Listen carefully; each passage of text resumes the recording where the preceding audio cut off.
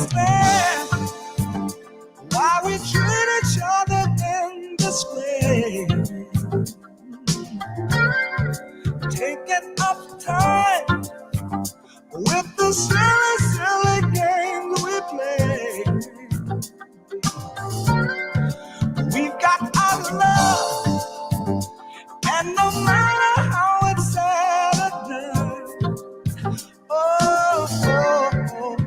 we are one. No matter what we do, we are one. God will see us through, we are. And that's the way it is.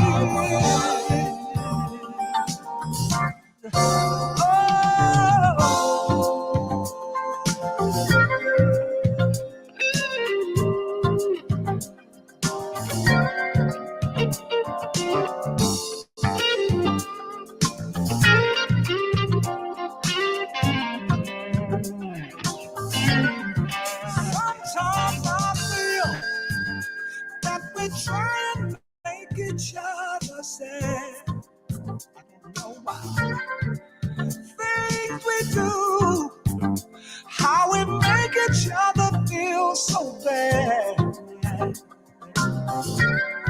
We've got so much, we could all be having so much fun. We are one. From the very start, we are. Deep down in your heart, we are. And that's the way it is.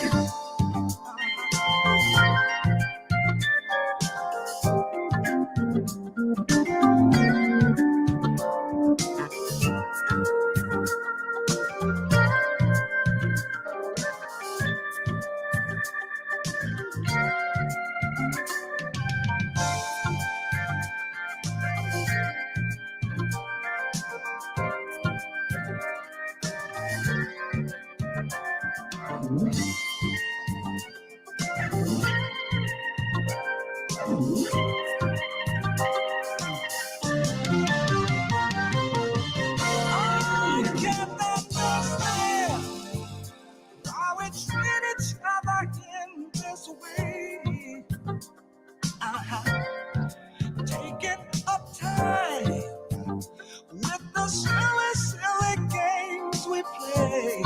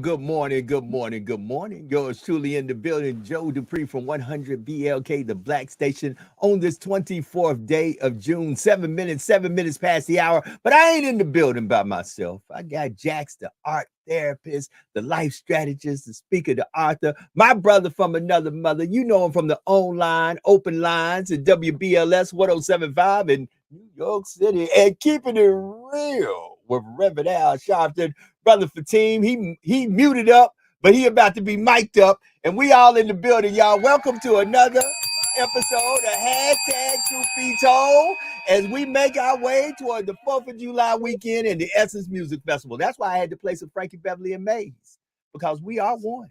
We are one. Good morning, family. Good morning. What up? What up? What up? How was your weekend, Brother Joe? Girl, you know. Oh boy. Saturday, I made 57 rotations around this sun, and yeah, boy. It was a good day.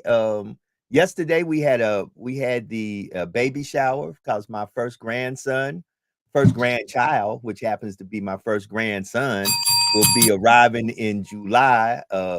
Jordan Quest Anderson, and man, it was a good weekend. I'm just gonna say it was a good weekend. It was a very, very, very good weekend. How was your weekend?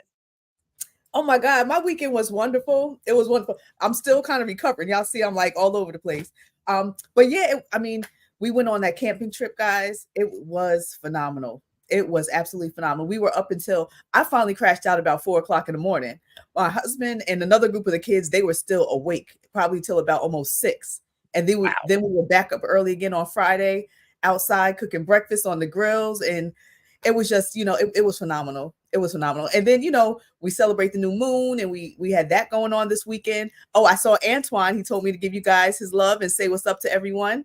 I was with A plus in the building. Yeah, he sent me a happy birthday message. Oh, he did? Oh, yeah. Wow. Yeah. He's a sweetheart. Yeah, my husband and I were with him for about maybe 3 or 4 hours yesterday. We were at his house doing, a coaching session, therapy session, spiritual evolution session with him. So we had a great time. So it was great. But how was your weekend, Brother Fatim? How was your weekend? Oh, Lord. How was your weekend? How was your weekend, my friend? You ain't no how was your weekend? First of all, y'all is crazy. Look, I will find out after the show what really happened. He got the show. Wait a minute. Why we got to be crazy? Why? Hold on, partner. Hold on. Partner now. Hold on, partner. Let me take a swig and put this fire out here. Hold on. Let me put this damn fire out. But first of all, wait. I gotta wind this back, dial this back. First of all, to the wise man of the show. I'm not there yet. 42 years around for me. So right. I get 42. Happy 1970 what, Fatim? Don't even start. I get it. I'm ready. No, it ain't 1970. It's 1980. I'm ready, baby. 82, baby. He locked and loaded. I ain't stupid. Keep this bridge going. But happy belated birthday to the wise man of the show. Papa Smurf, I call him, Papa Smurf. You're looking like Papa Smurf, but happy belated birthday to you, Brother Joe. And to my sister, the female version of Ricochet Rabbit, because she be bouncing all over the place or tripping all over the place. Right. You didn't hit nothing. You know what I'm saying? There you go. But I'll be honest with you, on the serious side for the weekend, it was quiet. I didn't get into nothing. Right, okay. Ain't get into nothing. I'm surprised you didn't watch some baseball this weekend. That smile is a devious smile. So Nah. Good conversation on the phone. Okay. Yeah. Oh, and a wink. Okay. And you know who it is, so stop it. Stop it. Okay. But no, it was before both of y'all tell on yourself. I see eyes in the chat before both of y'all tell on yourself. I ain't got no problem. Oh yeah, well those eyes, yeah. Well that'll tell it right there. But really good conversation. But quiet. I just had a busy weekend. Radio wise, on New York, because we got a big hot 16th congressional district race Right. in New York Right. with Woo. Jamal. Oh, it's hot too. It's hot Yeah. too. Yeah. So, he had AOC, Congresswoman AOC, New York Congresswoman AOC. He had Senator Bernie Sanders here. And right before his rally, I'm texting him and I'm like, yo, I need you. I'm talking to your people. But sometimes you got to bypass the people a little bit, put that in there. And then Mayor Eric Adams is reaching out here, New York City mayor, for something that he needed to do with Reverend Sharpton, and then just trying to get everything lined up. But it was just honestly kind of a quiet weekend, on that front. I really didn't do anything. Did have a conversation with somebody, kind of disappointed me. I hated to say that, but disappointed me. And, when you try, I hate to use the word because I'm not trying to mentor a young person. I just try to give best advice. And unfortunately, I was that age too. Mhm. But the difference is I identify with my emotions. I spoke what I felt at that particular time. I didn't run from my emotions. And when people are hiding, or it could be a trigger for them, it may be a trigger. And if it's a trigger for the person, then I have to understand. But I hate to say it's just a little disappointing, and it takes back, because when you have a heart for them Mhm. and you feel for them, it hurts. It does hurt. I Yeah. really say. So, and you try not to stop loving people. You like people. No, when you love people, when a person touches you, there's a certain level of love. And unfortunately, when they do things that is just not in their best interest, Mhm. it bothers the people that surround them, that love them. And the sad thing is they don't even understand it right now. They Mhm. don't even understand what love is. So that's the only thing that I have to say on that. I can't wait to hear the rest. Oh, gosh, you hate. That's the radio version.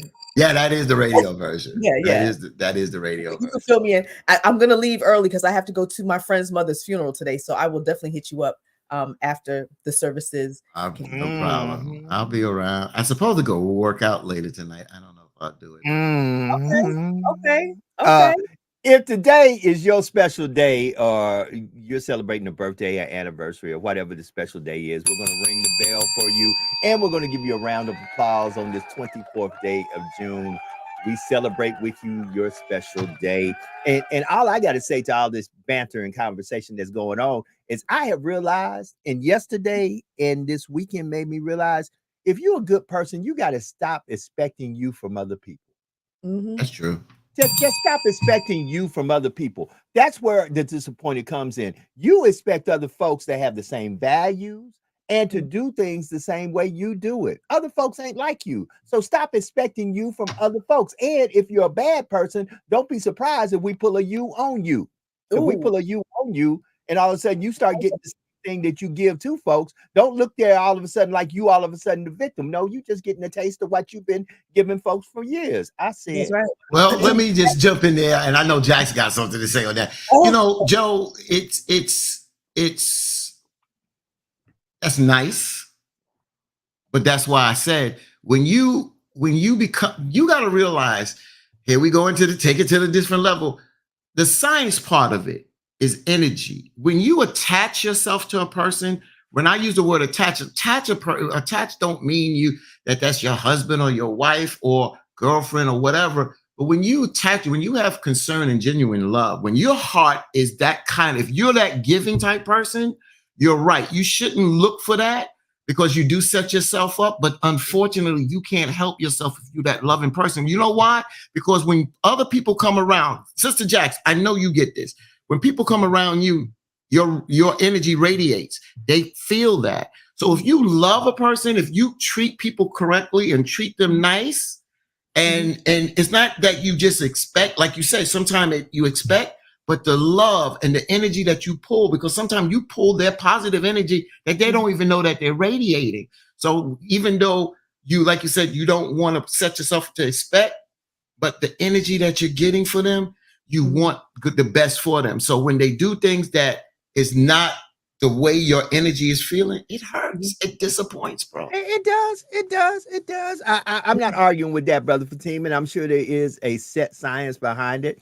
just like today, probably on this 24th day of June, as hot as it is outside, you probably say, why is that brother inside with a big toboggan on his head with a T on it? Because today in the College World Series, somebody gonna take it all, and one of the teams that's in it is my Tennessee Volunteers against them Texas A&M Aggies. I have no love for the Aggies, especially today, because it's gonna be Rocky Top. You'll always be home, sweet home to me.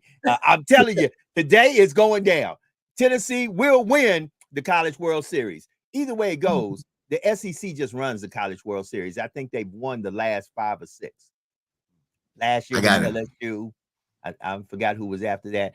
At the end of the day, if you play baseball and you don't play in the SEC, I don't know really what you're doing.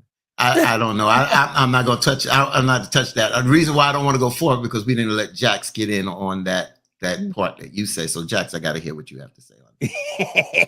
Yeah, I'll come back to that baseball thing. I'll come back to that baseball thing because if I went where I was going to go, is Michigan State, is Arizona State in that division? We'll talk about that in a minute. No, they can't play baseball. Period. Jax, go ahead. Go ahead, Jax. I mean, you know what? You guys both have great points. So, I mean, you have to meet people where they are. And so we have to adjust our level of expectation because like Joe was saying, you know, especially when you're a good person like us, you cannot expect everybody else to treat you with the same love and respect or to even treat themselves with that same level of love, dignity, and respect. And especially dealing with someone that's younger, they're definitely not there. They're still trying to figure out who they are. You know, the cerebral cortex is not even fully developed, so they're not even fully mature until like 25, 26 years old. And you still have some at that age that still don't know what the hell they want or what they're doing. Right. So, I mean, granted, you have people that are in their 60s, you know, sometimes that still don't know which direction they're going, what they want to do, what they're about. They don't understand, you know. So as we age, of course, we're supposed to get wisdom, but everybody doesn't evolve and get to that point. So rather than setting yourself up, sometimes you just have to pull back. You can pour into somebody what you can pour into them. It's up for them to nurture it and water whatever seed you plant. You know, and if they choose not to water that seed that you plant, that's on them. They have to figure it out, you know, the hard way sometimes, but sometimes we just have to love them enough to step back. But detach yourself. Yeah, I agree with that. I totally agree. I totally agree with that, Jax. Often we stay in situations, whether it be with friends or family relationships, even with children sometimes. Come on. We pour into our children, but sometimes it has to come a time where you got to step back and say, you know what, I gave you everything I could give you. Now you got to dance. You know what I'm saying? You have to do what you got to do. And I have to learn how to shut that valve off a little bit and not get so attached or take it personal when they don't receive the advice that I'm giving them, because maybe that advice is not for them in that moment. That advice may be for them to then impart on somebody else when they're going through something, but it may not be for them at that moment. They may not receive that wisdom that you're imparting until 10 years down the road in just a random situation. It's just like I was talking to my husband last night. You have some women that are with a man and vice versa, and that man beats the hell out of her, right? Or that woman beats the hell out of him. Then you can take that same person and get them in another relationship and they will never lay a hand on them. Right. That part right there. Right. They'll never lay a hand on them. So you never know. So you just got to move how you move. Go ahead, Fatin, what you got? No. I'm not saying nothing. I had to turn my phone off. That's what I did. Go ahead. Go. Yes. So you have to just move how you have to move and then just kind of compartmentalize situations and don't take it personal. Too often you take stuff way too personal. That what she said right there is the crown jewel of it all. Too many times we take things too personal. With children, many a time with family members, most of your biggest hurts come from your children, close family members, people who are close to you. Understand that. And with that being said, I just have to do this, y'all. I hope you ain't gonna throw it to another subject yet. No. I gotta come back. Excuse my shameless plug. That is my daughter, Keanu Sade Anderson, and she is a mommy to be. And I am. This was yesterday from the actual baby shower, and she was looking she looks so much like my mother, and she was just looking beautiful, and I know she's going to be a great mother. And I just had to give a shameless plug because seeing my little girl, seeing my baby having a baby is really making me somewhat go, oh my God. But I am so proud of her. all that she has accomplished, all that she will continue to accomplish. And I know she's going to be a great mother. So I just had to put that picture out there. Yeah, That's she and I. Thank God she takes looks from everybody else but her daddy. And I was gonna say that part. Thank God for that. And I think she's gonna have a wonderful journey through motherhood. Yeah. As a matter of fact, the baby's dad is real tall. He's a tall. Yeah. I'll be exact. Hold on. Let me do that. Shameless plug. Give brother a plug. See the men don't. That's why. And then we come to the baby shower. Yeah, there you go. Come on. There he is. Wow. There you go. So that's actually her, and that's Chris. And Mr. Lilly is my dude. I really like Chris. There's I know they say I remember the show. What was it? Everybody Hates Chris. Joe loves Chris. Chris is a good guy. Mr. Lilly is my guy. He's an outstanding young man. He's a stand-up guy, and more men need to be like Chris. I really appreciate this young man, and I appreciate how he treats my daughter. How I know he's going to be a great father to his son. And like I told him, that was our actual parting words yesterday. I said, man, continue to be a great father to your son, and I'm going to be a great grandfather to our grandson. To my grandson. So, it's just all smiles and family. If anything, this is just the time to let y'all know. And hold it. And my other son. Now, look, since I'm doing this, let me go ahead and go shameless plug one more. Here it is. This guy here, this is Joe Jr. That's the track star?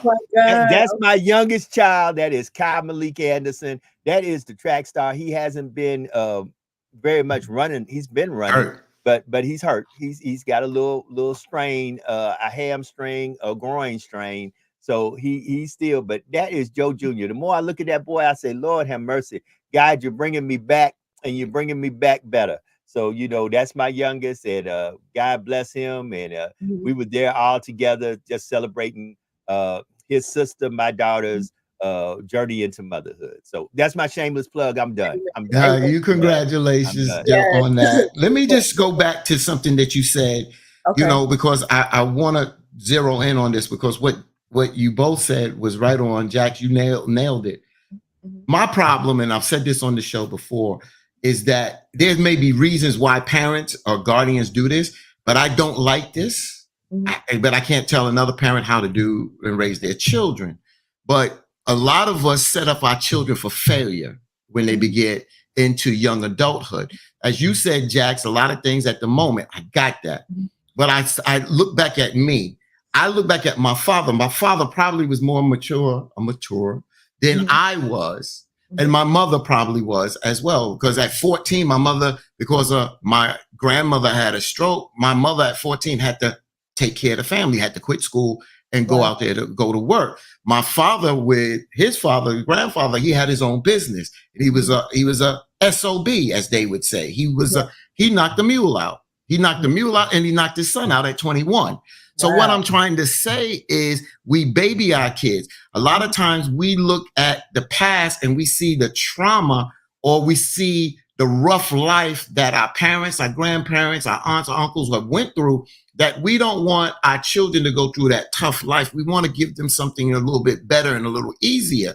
But at the end of the day, what's maybe easier in a sense of that rough life, don't take away from responsibility. I try to teach my kids at 12 and 13 how to negotiate. I try to tell them, try to manipulate me. I wanted them to try to manipulate me, not in a bad way, in a good way. I was like, all you got to do, you can make me a sucker, a good sucker, but you can make me a sucker if you do what you got to do. I can't tell you no if you get good grades, keep your room clean, do your chores, and I don't have to tell you. Then that means I'm elevating. So when you come to me and say, Daddy, can I go to this party? Daddy, can I stay out a little later? You're going to get this, because you know why? Because you act in a responsible way. At 12 or 13, don't wait till that crap happened to 17, 18, when they're getting out there. You don't have a sexual talk with them till they're damn near 18. That's what I'm saying. We set up our children for failure. At 23, we were talking about this age, and I said this to the person. I said, I can't compare myself to you. First of all, I'm a male and you're a female. Then number two, at 23, I was already married and out of a marriage. I already helped raise her child. Mm. You understand? So my mindset is different. My Absolutely. mindset is different than that. My parents' mindset. But we baby our children and cuddle them and want to keep giving them baby food till they just about to walk out the door. And then you want to take a pamper off and put the big panties or big Yep. drawers on them. That's crazy. But look, Patine, but then they want to complain when the kids can't get it together. When they Exactly. enable it. Right. And That's the they- problem. So Yeah, hold and you on. know that's what I love. One sec, Joe. What Sheikh Rashid said, right? He said, "Tough times create strong men. Strong men create easy times. Weak men create tough times. You have to raise warriors, not parasites." Come on. Excellent. And Excellent. that is the word, because here's we're really in a conundrum. We caught between a rock and a hard place. Mhm. First of all, many of us were adults way too soon. Oh, Let's yeah. just be real about it. Really, a lot of us got through into manhood and adulthood way too soon. Then on the other side, some of us didn't get thrown into manhood, adulthood, or womanhood soon enough. So you caught between this rock and a hard place. Where is that soft spot in between? Because watch this. Some of us were men at 13, 14, 15. Mhm. Let's just be real about it. That's you didn't even get to enjoy your childhood. That's why a lot of men, when they get older, act like children, because they never got to be a child. So all of a sudden they say, I'm going to go back and get what I lost. That's right. Because I had That's to be the man of the house. I had to be the one out here hustling. A lot of 13, 14, 15-year-olds, the reason that so much goes awry in our communities is because they're in single family houses, be it mom or dad, and they really got to pull weight as if they're an adult in the house, because they're really taking the place of the adult that's not there. Yeah. And that's just the truth about it. I mean, I hear what you're saying, and Jackson, that's why I said I don't broad brush it, because I've seen some single parent kids come from single parents and I ain't just saying all, but I'm saying a lot. Right, I got you. I hear you. I'm not saying I'm not totally disagreeing with you. I'm just saying that when we make those statements, we got to make sure we say that. See, I go back to what you said about where a young adult, 13, 14, 15, got to become the man or the woman of the house. And then they act as children. They act as children because they didn't have a childhood. See, I looked at Michael Jackson, and Michael Jackson didn't really have a childhood per se, because he was an entertainer. I don't look at that as that for that. What I'm saying is responsibility. Because I know what you're saying, Joe, when you're 13, 14, 15, and you can't do some of the things, and then you become a grown adult, you understand what responsibility is. That don't mean that you may go out there and do things, but just be honest about how you go out there and do things. See, the problem is we sneak and do bullshit, and then we lie about what we do. If you straightforward, if you're a responsible person at 13, 14, and 15, why can't you at 22, 23, if you want to drink, you want to smoke a little bit, you want to chase a few little women, stop lying to yourself and lying to other people, and let people know who the hell you are, because you are expanding. You right now, I don't want that commitment. I don't want that total responsibility, but you still have an obligation and responsibility to be responsible to yourself and responsible to other people. But Brother Fatim, this is Yes, sir. I agree with you. However, most of us acquire what we acquire by watching others. That's and see, right. here's the thing. You watch your mama run game. You watch your daddy run game. You watch your uncles and your aunties run game. I know I did. But what if they didn't run game? That's what we're saying. If they were responsible, what if they didn't run game? Hold up. Let me say this, Brother Fatim. I have met very few folks, very few. Now, I ain't saying they don't exist, and I'm not broad brushing, but I have met very few folks that once they finally come of age, and I think now that I'm 57, I'm of age, I can look back and say, this little perfect family I thought I had really wasn't perfect at all. And I was lying to myself a lot of times, trying to tell myself how righteous my dad and my mom were, or how good my uncles and my aunts were. They had some game in them. They had some sneakiness about them. Because you go back and you realize some of these folks you got introduced to, you realize when you get older what the thing is. Now, a lot of us don't want to admit it, because it's easy for you to point at other folks' families and show their dysfunctionality, but it's hard for you to look in your own family and say, you know what? My uncle was a player. My Yeah. auntie was you know what? I had an auntie, God rest her soul. And I'm not gonna say her name because I don't want to upset nobody. But I had an auntie. Every time I say auntie, who he? Oh, Yeah. he the fix it man. He come over here and fix stuff. What Yeah. were Yeah, we? Right. tuning Hold it. up stuff. Right. Hold it. And he come over and the dude be, nailing and knocking, and one Oh guy yeah, he be going, knocking all right. yeah, right. But see, Back in some boots. okay, Yeah. watch this. But because it was my aunt, it took me a long time to look back and go, wait a minute. Yeah. Wait a minute, because it was my aunt. And if you said something, because I love my aunt, she was wonderful to me. But if you went back and said, man, your aunt was kind of loosey goosey, I would have been ready to whoop your ass. But Yeah. you were telling the truth. And I had to accept the truth. And many times we don't accept the dysfunctionality of our own family as truth. And then if somebody comes and tries to tell us what is the truth, then we're ready to fight. That's right. But yeah, go ahead, Jax. I mean, it's rough. I mean, even, my husband and I were talking the other day, and he and my mother-in-law were speaking on a separate conversation. My husband had his first job at 7 years old, and he prides himself on that. But his mom says it still breaks her heart because she's like, my son was 7. I had 4 other kids, under him, 4 other kids under him. And he was babysitting the kids because she had to work. She was a single mom. She was like, she had him when she was maybe like 18, I guess. So I think by the time she was 22, she had like five kids, or 24, she had 5 kids or whatever. And so he was working at 7 years old, but working to actually help pay the bills. And so she was saying, Jack, I feel so bad. Like, I have my son working to pay the bills to help provide for the family at 7 years old. He cleaned hotels. He had a paper route.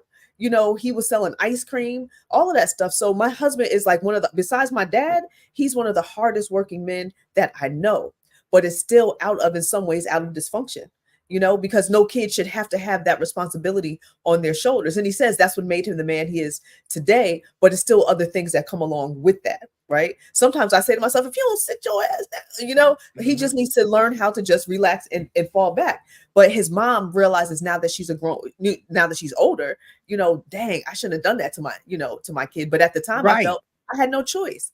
I had no choice. So we just have to watch out the burden that we place on our children because of the choices that we make.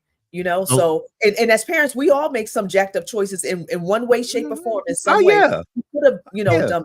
We all could go back and do it better. If we could go But- back in the time machine, there's some things we could go back and we could have definitely did a do-over and did much better. Let me be transparent. I'm gonna be transparent, and the reason why I don't talk about this because some people think I'm arrogant about it, but I'm gonna just give you transparency.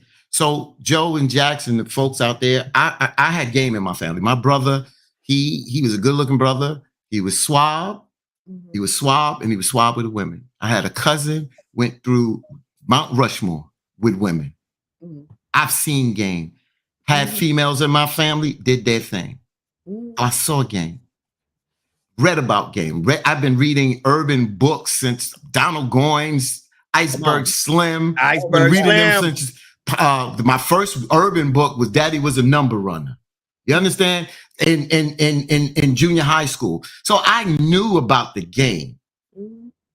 What I didn't like, this is for teen speaking. My father didn't have this conversation. My brother, my cousin, nobody had this conversation. I had this damn conversation with myself. I watched the crap that they got caught up in. Women popping up on them. Women talking about the dog this, dog that. When I went to college, I decided, you know what? I'm going to hang with women. I hung with a lot of females and I heard what they would say, how they would say, because I learned that women were just like us. When they were needy, this is what they said. They didn't sugarcoat. I need me some so-and-so. I'm hyper. Yes. I learned women by hanging with women. But I also heard women say, this dude is this and this dude is that. But I still see they still gave in to that kind of dude. I would ask them, I learned that. What I didn't want, Joe and Jax, is I didn't want to be called a dog. So my transparency is I've been in 3 serious relationships, but I've been through a lot of women. And what I'm saying is not one woman that I can say or know unless they see this here and dispute me. And they got the damn number. The number's there. I don't run from nobody. So I've never heard some woman say Fatina's a dog because I was always straightforward how I move.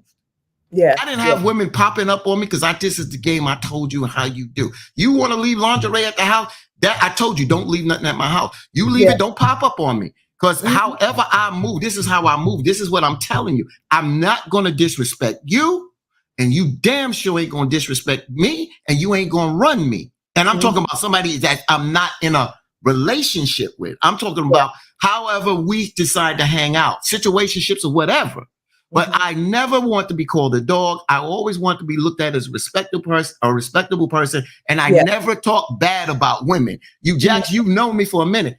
Even when I was going through things with Hanifa, that's my wife, I didn't even talk bad about her. Even I didn't like the certain things was being done or said, but I don't throw women under the bus.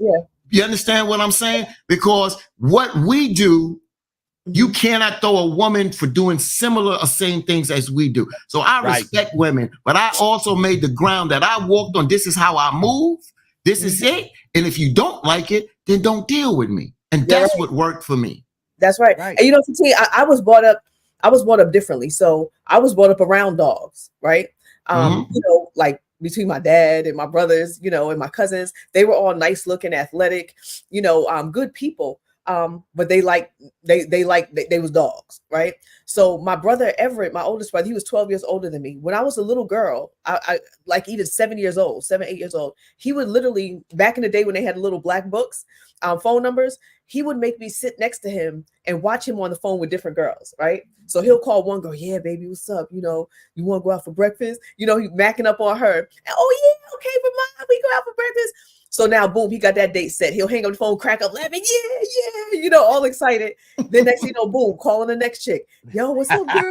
You want to catch a movie? You know, all this and that. Then now he's all souped up about that. Now the next girl calling to get dinner set up or go out to the club or just to go spend the night somewhere, right? To, you know, hit that one too. And he would make me sit there. He would always say, Jack, don't be like these stupid girls on the other end of the phone. You're going to learn this game so you never end up like them.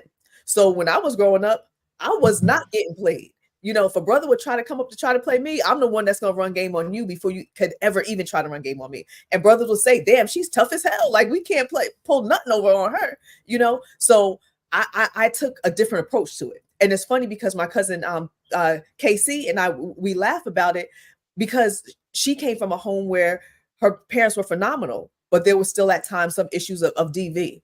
So she was like, you know what? I'm not going to be like my mom and be getting jacked up, you know? So I'm going to be the one jacking up a brother, you know, or I'm going to be the one being aggressive, you know, more aggressive. So we kind of took it, but it still altered us, who we were. We still did some things we should not have done as women because we're women, you know? But we took on more of that masculine role. So as we've grown up, we've had to learn how to try to shed that masculine energy, that masculine role, and not walk like a dog. I mean, we was never hoes, like we was never, you know, like that. But according to God, we would be, you know, but according to people in the world, not at all. We didn't get down like that, but we still kept control of who we were and what we were doing, you know, at that time. So go ahead. And no, I like what you were saying, Sister Jax. And, you know, we've been friends for a minute. And how we met was a different way through your works out there. But it's amazing that I was raised from the street. I was with my cousin. I call her D for short because that's what they called her back in high school. But you know, her name is Deborah, but Debbie. And we were talking yesterday, and you're talking about someone that knew the streets. She did, and she's the one that raised me from that street level. That my first cousin is like my sister, and she helped raise me from the street. So as you mentioned, KC, and you know, me and KC talk time to time, you know, it's amazing that there's that energy that I understand that. I understand that. That's why I'm not judgmental, because we all have a past, but there's a certain kind of flow and a certain kind of rhythm. And every brother can't roll with a sister like y'all. Even though your lifestyle has changed, and you all have two different type of lifestyle, you know, when you have that kind of conversation, because some men feel that they have to be too assertive or bully or hovering over a person like that. It's not there. It's just being who you are. And if that energy connects, it connects because we understand where we come from. You understand what I'm saying? Yeah. But Yeah. now where we at, we may not be running that type of game or how we was rolling. But, you know, you look back, the women that you talk about, you and your cousin, ran into those type of women. And those type of women made me stronger because they were real women and they said what they said. Even if they ran game, the bottom line is they made me stronger because now you talk about attachment to them. I learned not to get attached to them because I'm not getting my heart broken because they're not the attachable part unless they want to be attached to you, to be that type of person. So I'm telling you, every woman, like you say, like the way y'all move, you still got to have a special brother. I look at your husband, you have to still have a husband that was a certified man. Oh, you understand what I'm saying? He had to be a certified man because you ain't going to deal with some lackey. I don't care what you say. Even though you're going to give your husband that respect, he can't move around and be uncertain and to the point you have more testosterone in the sense of how you act in the family than him. That's not going to work in your dynamic of what you consider what a family is. I mean, my husband will shut it. He'll shut it down and he will shut me down. You know, like my husband is not down with no damn me having no masculine energy. Even sometimes in certain conversations, if I say a certain word or like if I curse, he's like, we're not doing that. You know, like especially if there's contention. If I'm just like, man, you crazy as hell. Like, and we're laughing, you know, like that's fine. But if there's a moment of contention, I'm like, man, that's some bull, you know, or say some, you know, another word that is not as savory, you know, for a woman to say, especially, he'll check me on it. Like, don't talk to me. You know what I'm saying? Like, I'm not talking to my wife and you using that type of, you know, so well, there's a place, it's a time and a place for that kind of language, right? Wait, I gotta get this out of Jack. It's a time and a place for that kind of language, Jax, huh? Somewhat. I mean, if like I don't curse a lot at all. Neither does my husband. We don't, you know, curse a lot at all. Period. But we don't curse a lot at all. We try to make sure we have, you know, a better speaking tongue, essentially. Right. Come on. But you know, if so in the bedroom, y'all are speaking correct English. Okay, I got you. You speaking the King's English in the bedroom. That's all I'm trying to see. I knew he was going there. I knew he was going. Damn right. I know. That's right. Damn right. He was going. So I know he ain't correcting your English and dialect in the bedroom. I know that. Hold on. First of all, that's their dialect, and whatever it is, that's their business. I asked what it was. I just said, was he correcting it there? That's all I'm asking. Well, why you always got to be walking in here, Jesus? Stay on outside, Jesus. Jesus Christ. So let me say the following. Let me say the following on all Jesus, that. Here he come. The best thing is scroll. Good men always bring out the best out of good women and vice versa. And that's where we need to understand. Everybody ain't for everybody. And that's the biggest problem. Everybody, see, like her brother, I understand that. I had that phase of my life too. And what you're really trying to do is what women are trying to do when they do the same thing. When a woman say, "Oh, I ain't settling down. I date whoever I want." You want to build a bear woman or build a bear man. So in other words, this one cooked pretty good and she keeps the house clean. So let me invite her over to cook and clean. This one here, her conversation is really good. You trying to build, instead of you just being real about it, that you are not disciplined enough, nor do you have the strategies or even the skill set to pull these qualities out of one woman.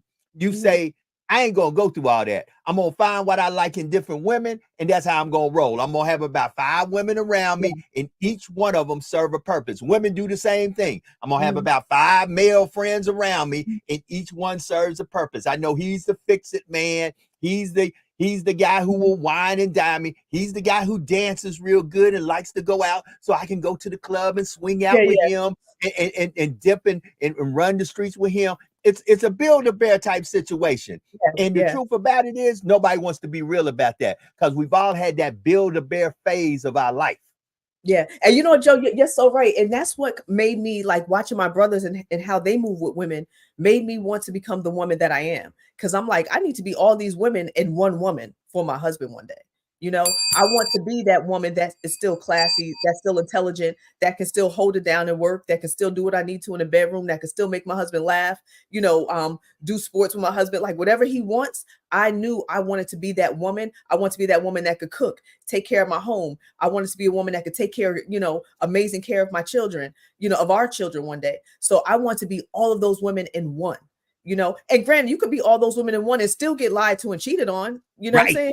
You know, Like either way, woman or man, right? Woman or man. Yeah. Yep. But that's still not my issue per se. That's still on him.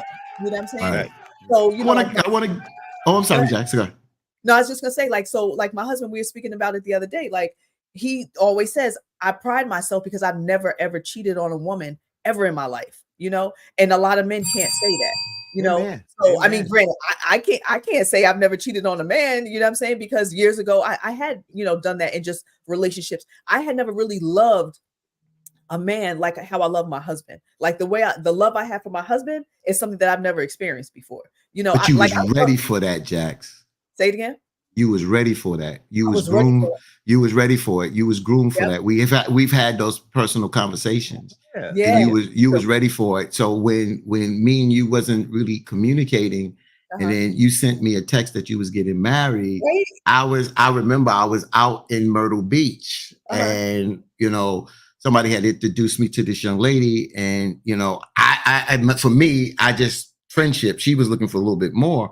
And right off the bat, I was like, oh, I got to call my friend. I had to give her a rundown because I didn't want to seem like it was disrespectful because we was at breakfast when I called you that morning. Okay. And I didn't want to seem like I was disrespecting her, but I had to give her a quick rundown who you are and what you meant to me. And that was such an important message that you sent to me. I had to speak to you dead right there. And I wasn't waiting.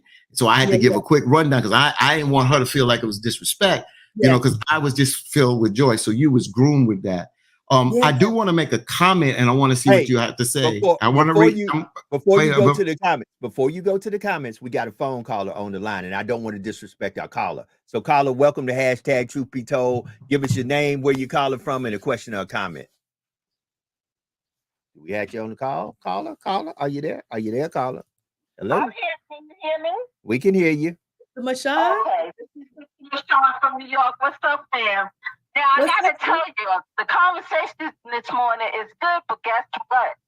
This is sounding like a dysfunctional culture.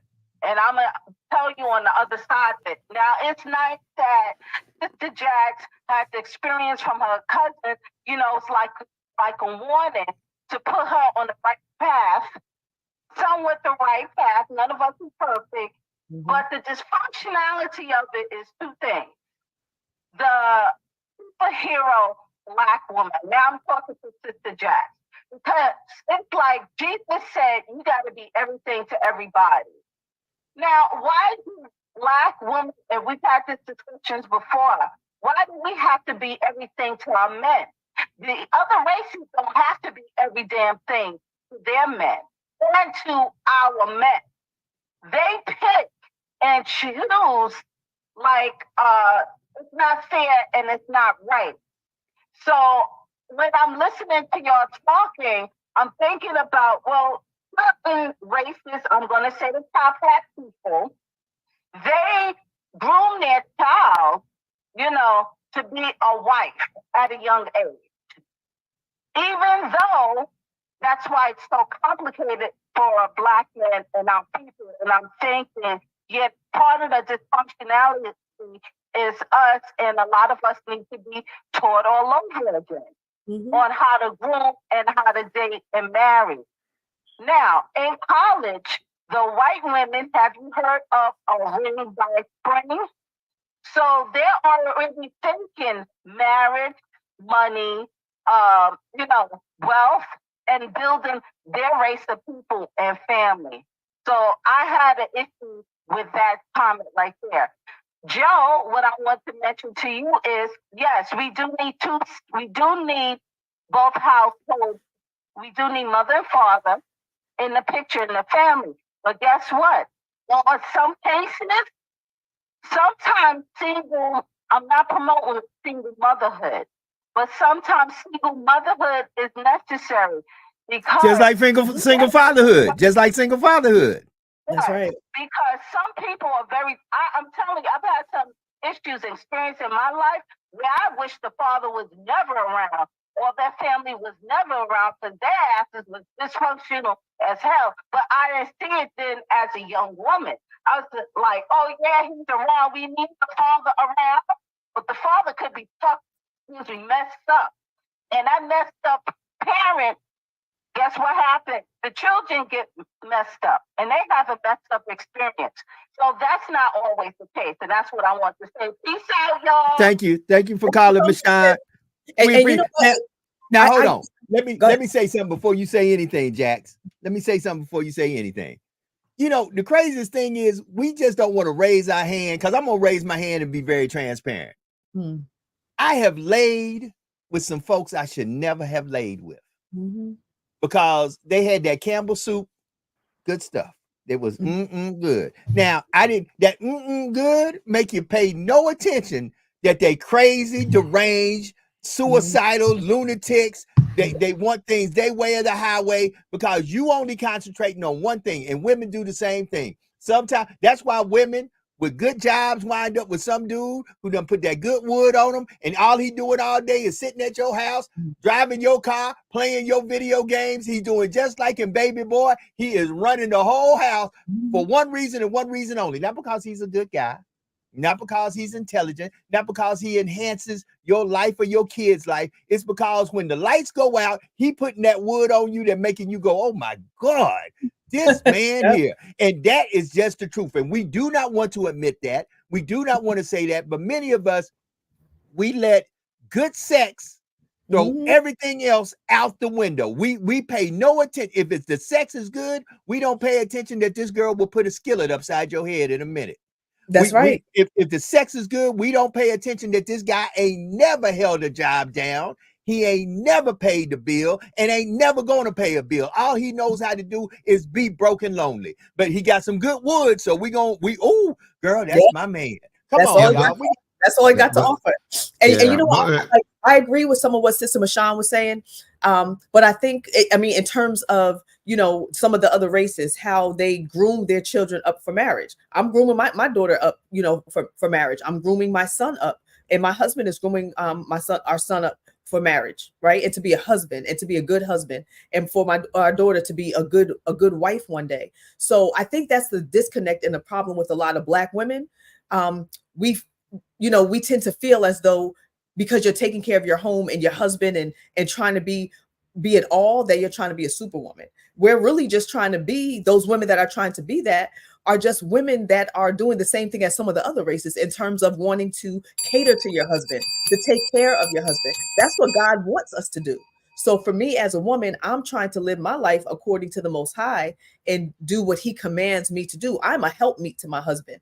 So even if you go to Proverbs 31 and it talks about the role of a Proverbs 31 woman, there's a whole bunch of stuff that woman has to do. Nowhere does it say anything about her being a superwoman. But if that's what I need to be for my husband, if that's what a Black woman wants to call it, being a superwoman for your husband, that's what you got to be. Because guess what? Those other women do it. And guess what? Them other women that snatch up your husband like that. But he also has to be willing enough to leave, in order to be snatched up like that. But I want to be whatever I can be for my husband. And it makes me think too, when we were camping over the weekend, right? One of the sister, she's, I guess in her 30s, she just got divorced, Spanish girl. We're on our way together to the grocery store. And it was my first time meeting her. And she's a social worker in the school system. And so she knows my husband sees him all the time. And so she says, you know what? Don't tell your husband I'm telling you this, but he talks about you from sun up to sundown. She said, there are women everywhere in the school, women everywhere. But every time I see your husband, he's saying, oh, my wife this, oh, my wife that, oh, me and my wife, my wife. And she said, I never saw anybody that speaks about their wife so much. And she said, I guess it's good because it's letting women know right off the bat, I'm married, I'm happy, I'm good. Leave me the hell alone. Don't even try to bring any smoke my way. And she said, but that is good. So she said, I just want you to know that your husband speaks about you constantly. And whenever I'm at his job, no matter what school, whatever situation we're in, everybody comes to me the same thing and says, he talks about you all day. We're so happy to finally meet you. So it's a blessing. Go ahead, Joe. But I gotta get in there. I gotta get in there because y'all change. No, I'm getting in We're there not changing. because We're not changing. We're not changing the subject. And I don't care if we got another caller. You're gonna have to wait because I gotta get in. Well, go ahead, Joe. Hold on. What I'm saying is, Sister Jack's dad is great, and guess what? That shows you that you got a wonderful, honorable husband. I know for a fact, and you know for a fact, that there are devious, devilish women out there that the more he talk about you, that's the more they're going to try to, around him, prove him wrong. And that's just the facts. Brother Fatim, the mic is yours. All right, so folks, I'm going to get to your comments because your comments are out there, so I'm going to have to go back on them. So now I got to get into this conversation here. So Joe made a statement after Mashawn call, and he's talking about the good wood. And I understand what Joe is saying, but follow me on this because it's amazing. The Campbell soup.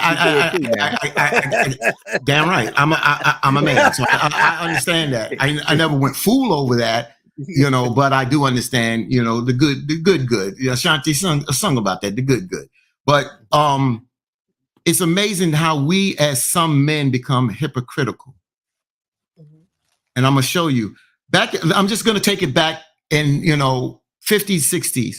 So I can even take it further back, but forget all that. 50s, 60s, you had more people in families and even in dysfunctional families, especially if the man wasn't doing right, the woman wouldn't lead. Even if she had a factory job or whatever, she could not lead the family financially at that particular time. So she stayed. You understand what I'm saying? Mm-hmm. So she stayed. So that's that ball and chain. 70s come, we get more women, quote unquote, liberated. At the same time, we see public assistance / welfare comes into place. So now a lot of women say, I'm not tolerating this abuse. I now can go out there and get an apartment, this, that, and the other. And if I have to do this by myself, I'll do this by myself. Then we get into the 90s, 2000s. And then you see more women say, I don't need a man. I understood what they were saying. I didn't like what they said, but what they were basically saying is how we women were at like I said, the ball and chain where we were anchored to a man no matter what he dished out. I'm not dished out to that. I don't need a man to be successful. I don't need a man to survive. I understood that. I'm not changing that around. So now we become hypocritical because now we tell women or men that are in bad or abusive relationships, but especially women, not to stay there. So before you couldn't get out there because you couldn't support yourself. Then in the 70s, when you became more liberated, you stayed because the sex was good. But then when you become independent and say, I don't give a damn if the sex is good, if you treat me so-and-so, I don't care. Back in the day, if I wasn't the breadwinner, I don't need that now. Then all of a sudden, us men get mad. But we caused a lot of that as well. Not to say we caused the whole problem, because we didn't. But we become hypocritical. Now the woman is standing up for her rights and standing up for herself and say, I'm not going to tolerate that no more. So now we get upset when we hear a woman say, I don't need a man, because we take it personal, but we don't look back at what was done by us and our forefathers and our elders that created this monster. Yeah. And we got to look at that, because we become hypocritical when we hear this, but we need to understand why some women say that. So like Joe said, they stay there because the so-and-so. Now women say, I don't need that. I'll buy a damn rose. I'll buy a dildo. I don't need that. Back in the day, women would I'll say, get another woman. Whatever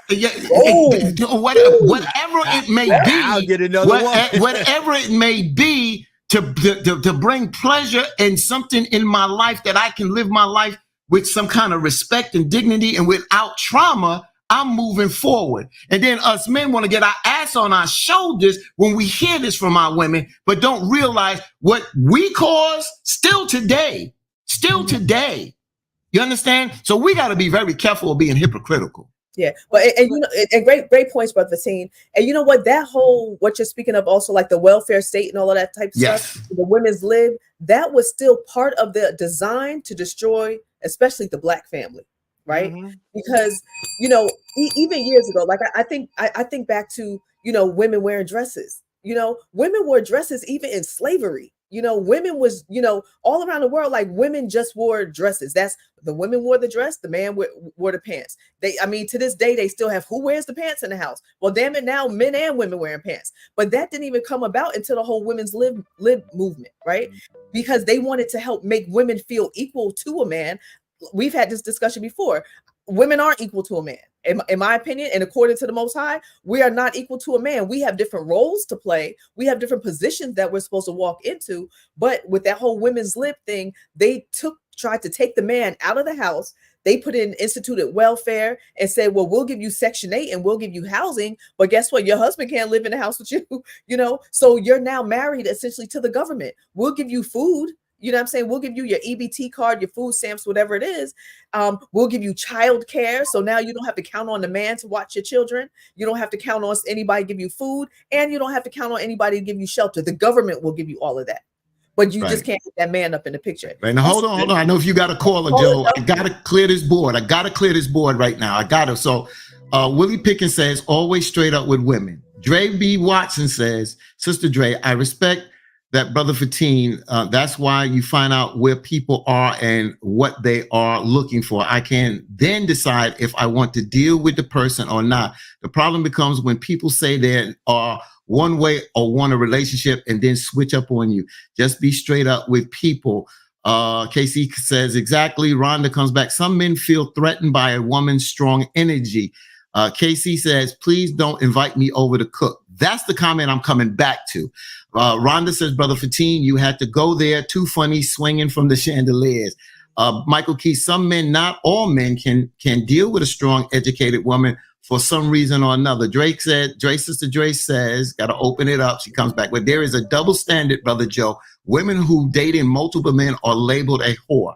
Just because a woman is dating multiple men does not mean she is sleeping with any or all of them. I don't think most men are dating without sex being involved. I agree with you, Sister Dre, on that, due to the fact when Spike came out with the movie, She Gotta Have It, that put a woman in the perspective of operating like a man, but why did she have to be labeled as a whore? Great point there.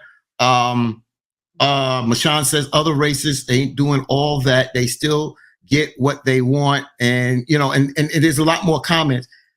You got the caller, Joe. You said, if you got a caller, let's go to the caller. If not, I want to go back to KC's comment. We do have a caller. Caller, welcome to hashtag Truth Be Told. Give us your name, where you calling from, question or comment. This is Rhonda. I'm calling from New York. And good morning to everyone. Good morning. And Brother Fatine, I've given you a hug all the way from New York. Aww.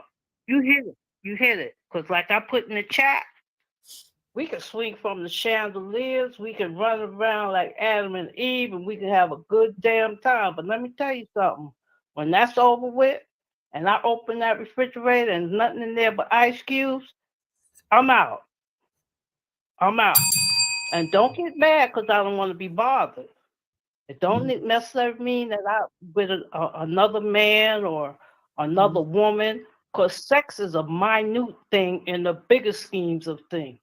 When you rationalize that food is more important than sex, then you have grown. Sex doesn't have nothing to do with that inner being of a person. You get angry because I don't want you. It's not that you angry because I don't want you. You mad because your self-doubt of yourself. I didn't do that. You need to go talk to your parents or whoever you need to talk to, because it's not my fault you feel that sex is everything. And it's a great thing. I'm not saying that. But at times, people don't want to keep going through trauma. People want to have peace in their life. And if it means to leave the wood aside, the wood, dildo, whatever you got going on, I don't want to participate.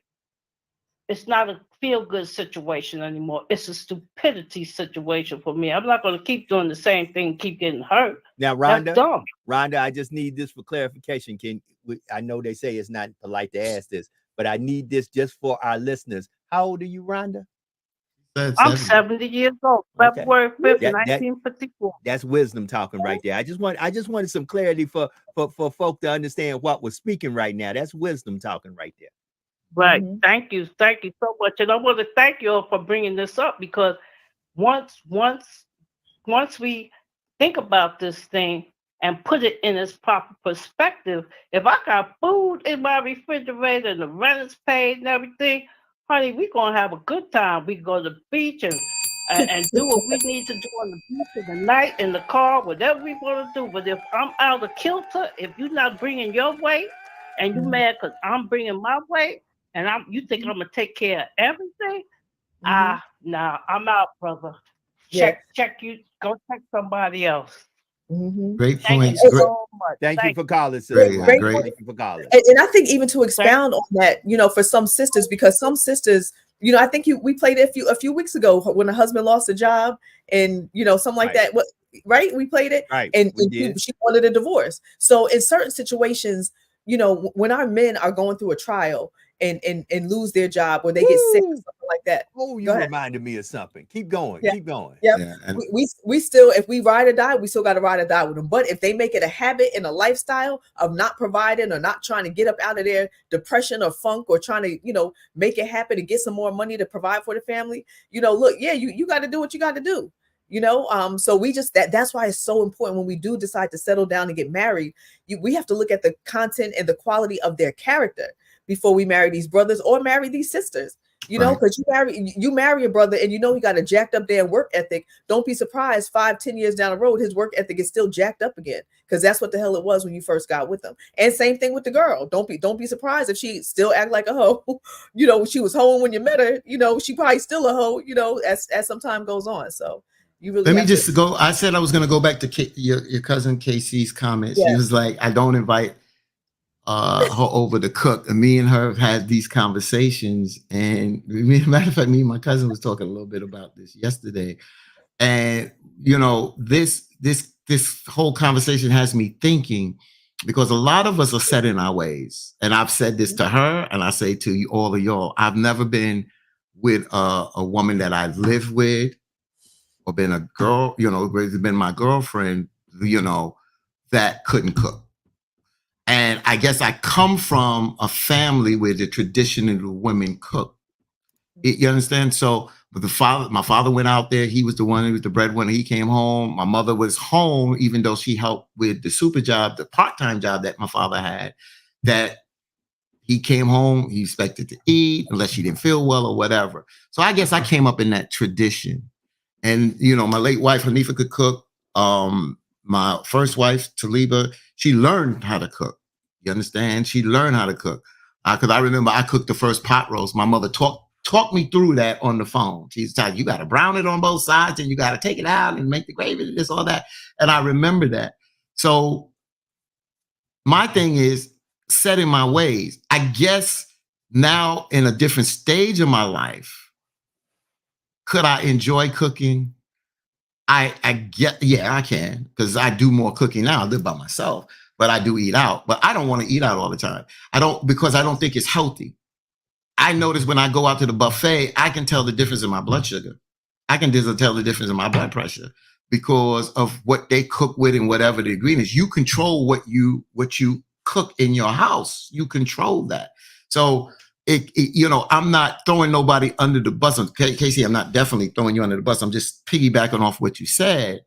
But do us men that have been traditionally, that's been our life, how important is that to us to have a woman that cooks? Now, I don't mind cooking more, but I don't think I'm switching roles at this stage of my life. I don't mind helping and learning and teaching. Like my daughter called me yesterday and she was like, Daddy, I cook salmon and rice. And I was like, how did you?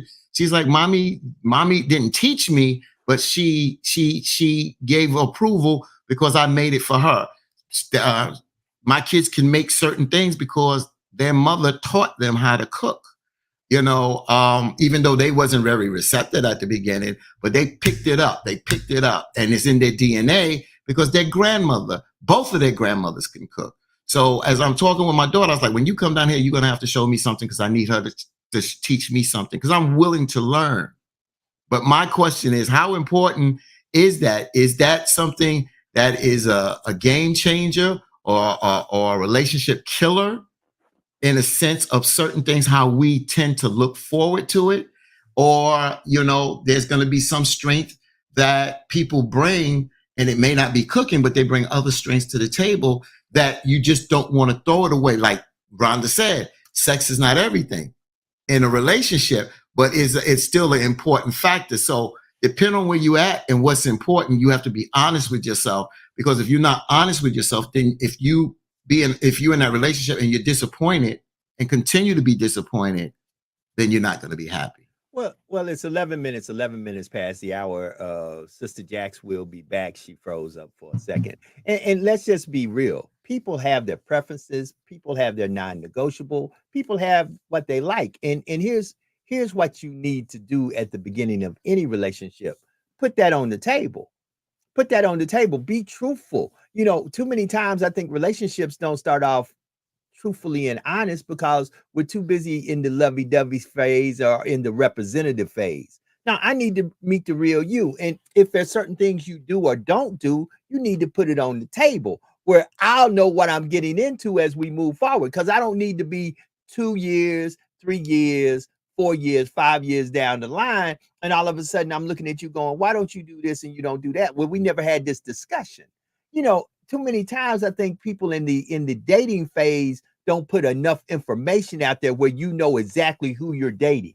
And once again, I'm not broad brushing, but I feel family that you need to be, because in these days and times, things are just you're in an information age. Unfortunately, Brother Fatim, and I say it in the manner of saying unfortunately, you and I grew up in a time where this information age wasn't when we were young men, teenagers, when we were going into our first legs of manhood. This information age wasn't as prevalent as it is now.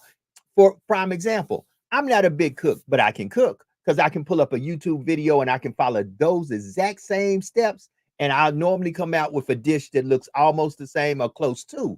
So cooking is one thing, but in these days and times, you got to be across the board telling folks, okay, my money is my money. Your money is your money. If we're together, we have a pot that's our money. See, so much does not get discussed when, then all of a sudden you're like, wait a minute, why you mean I need to pay all the bills? What are you doing with your money? Well, my money's my money. Your money's my money. We showed that. There's so much that needs to be discussed in the dating phase before the dating phase becomes a permanent relationship phase. Because many a times there's things that listen, some men and some women sexually, there's some things they just won't do. And if that's what you like and they just not doing it, well, you're about to get yourself in a very, very precarious situation if y'all don't have the conversation of the do's and the don'ts in the bedroom. Yeah, that's just one thing to put out there. That's just thing. But that's an important thing. We had before we were doing podcasts, the podcast wasn't even thought about.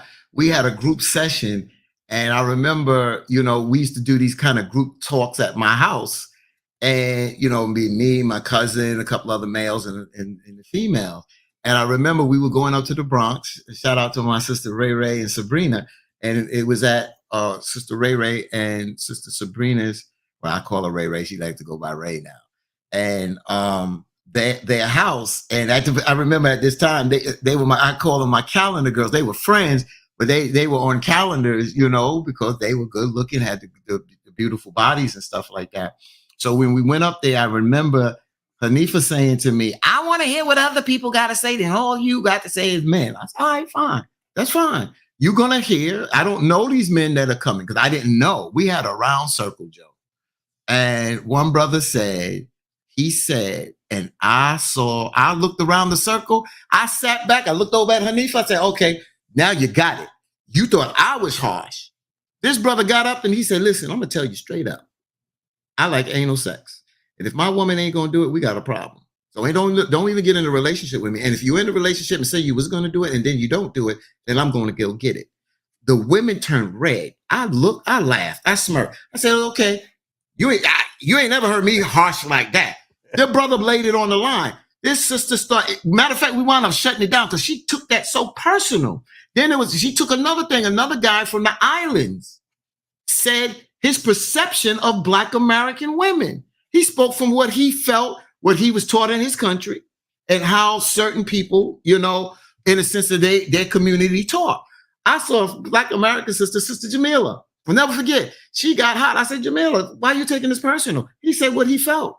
Why are you taking it personal? Oh, because if you want to have these kind of conversations, you got to realize people have different views and opinions. And if they put it on the line, then you make your decision if you're not going to deal with it. But right there, that brother spoke what he felt. That's how he felt. Now, we can exchange ideas, but you taking it personal to the point that you get so upset, then you got to realize people have different values and different viewpoints out here. And that's why I keep saying we get together and we're not compatible, but we lay down with one another. Somebody get pregnant. Now we get pregnant. What are you going to do? You're not going to be responsible. You're not going to marry this person. And then you marry and you're not compatible, but you lay with them. You understand what I'm saying? It's a responsibility. So when I talk about, let me just say this. And that's why I said people want to say this and that. But at 23, when I bought that 100 box of condoms, it was not only for STDs, it was not to create a child because I was reckless before then. I was reckless and I was lucky. You understand? I don't want to use the word blessed. I was lucky. So I realized I just didn't want to bring a child with a woman that I laid with because they may not have been a good mother. So we got to take the responsibility into our own hands at the end of the day. Yeah, that's very true. I mean, Brother Fatim, what you said is, you know, I know for a fact at age 57, I'm not the same man I was at age 27. And not only I believe that is the same with men, I believe that's the same with women. I think as we grow, we learn, we expand. Some do, some don't, you know, and at the end of the day, I'm not broad brushing everybody. Like I said, and I was very straight up with this at the beginning of the show, you got to stop expecting you from other folk. You got to stop expecting you from other folks. The only person, listen, there is a reason there's the one and only Joe Dupree Anderson. I don't have a twin. And if I did, he would be different or she would be different. Everybody is their own individual. And with that being said, you like Brother Fatim said, sometimes you got to have the uncomfortable conversations of what you like and what you don't like. And is this person willing to work with you to see, can y'all work together with your likes and your dislikes, that y'all can come together and work together and still accomplish a great deal? Sometimes relationships are negotiations. And too many times we don't have the art of negotiation. We have it's going to be this way or the highway. And that's why many of you are by yourselves, because you don't negotiate. And any relationship is a negotiation. It ain't just one way. It ain't just one way. And that's in my humble opinion, that's the biggest problem for folks. They don't understand that it's a give and take. It's not one side gets everything they want and the other side just gets whatever's being given. No, that's not a relationship. A relationship is a give and take. It's compromises on both sides. And it's understanding. And if you have your non-negotiables, you put them on the table. Say, listen, before we even decide to get into a marriage, a boyfriend, girlfriend, a dating relationship, here are my non-negotiables. This is what's on the table. And if you feel like you can't fulfill these non-negotiables or we can't work towards you getting there, then guess what? There's no need for us going any further than this meal we're going to right now. But some of us are not man enough or woman enough to say that. So here's what we see. We see a person that don't have everything we like, but they got a lot of money. So guess what we say? I'll let that slide because I know he's going to pay my bills. I know he's going to buy me the car I want. I know he's going to get me the ring I want. I know he's going to get me I know he's financially going to give me everything I want.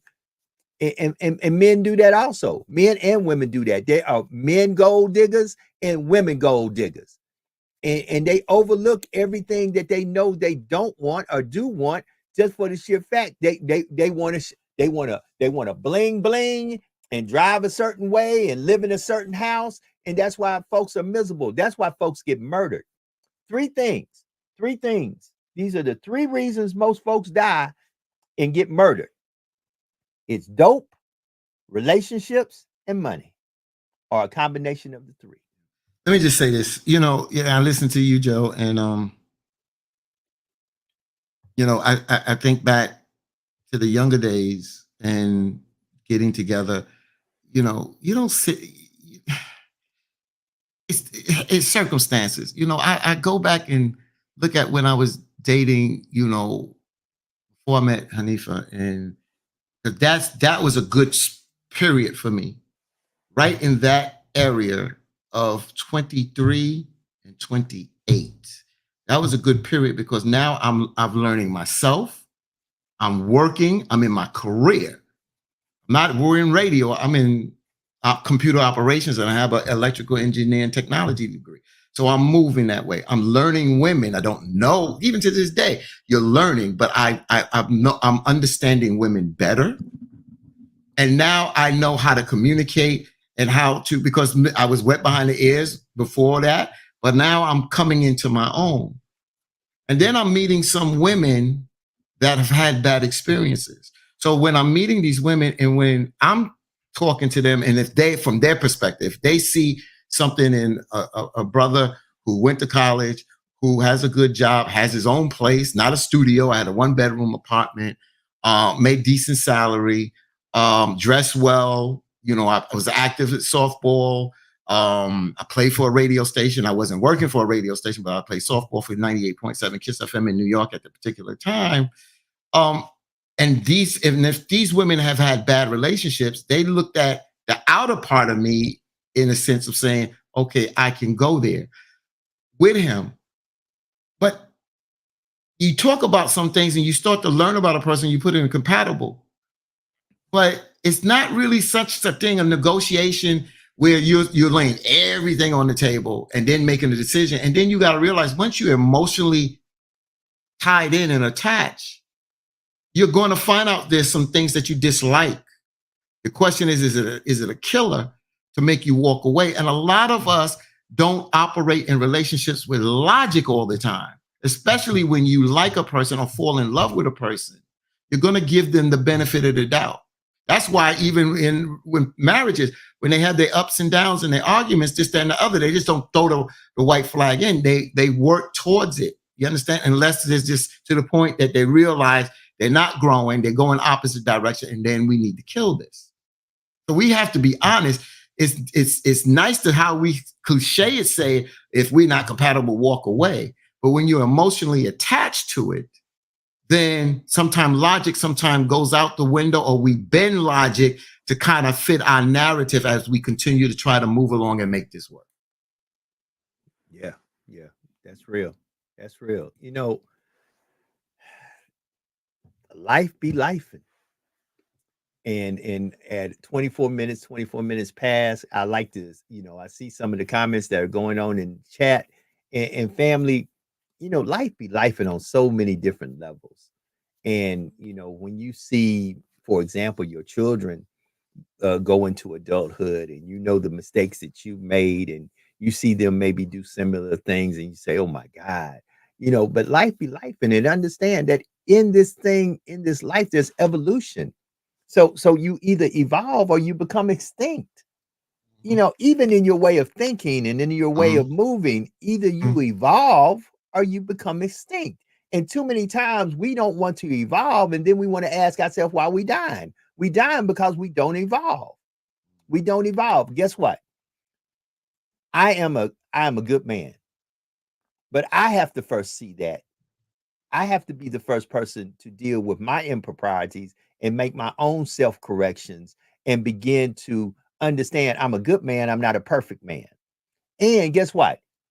There's a lot of women out there that are good women, but there's no perfect woman. She might be perfect for you. Like, for example, I can happily say, and I'm going to show it because I ain't got no problem. I don't talk about it a lot, but I don't have to, because I am a happily married brother. I am blessed. I showed some pictures earlier, And I am blessed to be with this woman right here. God knows that it's the best thing that ever happened to me. And I ain't gonna say no shape, form, or fashion differently. That is my lovely, beautiful wife, Danica Lynette Anderson, and she is God's gift to me better than I deserve. You know, somebody who sits there and talks to me, who is my best friend, who even when I'm wrong, she will get me in a corner and say, honey, you're wrong. You're wrong. It's two left shoes. And I'll be like, no, I'm right. I tell my little temperature. No, you're wrong. You're wrong. And you need to apologize. And she doesn't care who that's to. Black, white, green, blue, purple, antennas on the head, an ex, a child, or whatever. If I'm right, I'm right. She'll say, honey, you were right. Stand 10 toes down. You were right with that. But if I'm wrong, she'll be the first one to tell me, honey, you got to get that right. You were wrong. And I'm blessed to have her. And guess what? This is not my first wife. This is not the mother of my children. Be exact, she has no children from no man, including myself. We've been married now going on 13 years. It'll be soon 14 years. And she is the best thing that ever happened to me because she doesn't complete me. She rounds me. She grounds me. She puts me in places where sometimes even when I'm not thinking right, she'll come back and say, honey, have you considered? She is my advisor. She is my homie, my lover, my friend, my advisor. She is the person who sometimes sits there and says, honey, we just can't do this because it ain't going to work.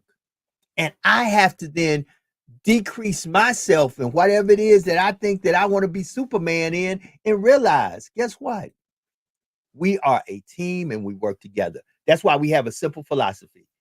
If she wants it and I don't want it, we don't go get it. If I want it and she don't want it, we don't go get it.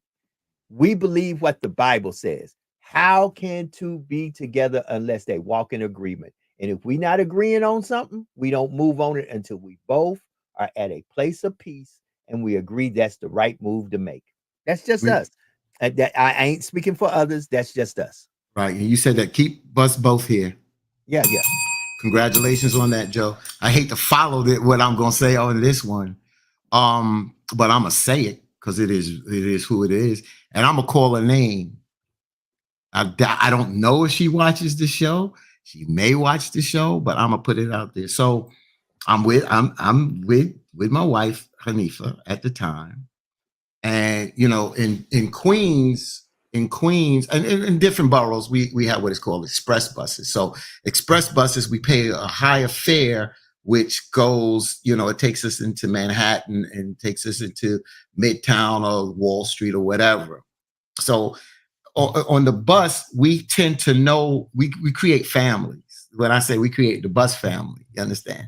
So I'm on the bus one day and I'm sitting in the back with my crew, you know, and it's majority females, a couple of guys in there. And this sister gets on the bus I never seen. And Joe, I'll tell you this. When I saw this woman, I was like, my God, her energy just said, that's a complete woman. When she got on the bus, I was like, she was dressed, she looked good. Everything was like, I don't want to use the word perfect. It's not about perfect, but it was like, yo, this sister walks with regal and she demands and commands respect. So I turned to my, who's that? I was like, who's that? I don't know who this is. And her name is Luana. And, you know, and I was like, yo, I got to meet her. See, so the first thing people will say, oh, you got to meet her. I didn't say I got to meet her I was like, I love her energy. I felt right off the bat that she was that woman that you could learn from. So I didn't let nobody introduce. I'm going to introduce myself and say what I need to say to her. Walked up or getting ready to get off the bus. She's still sitting there. I said, excuse me, my sister. I noticed when you got on the bus. I introduced myself and I said what I said to her.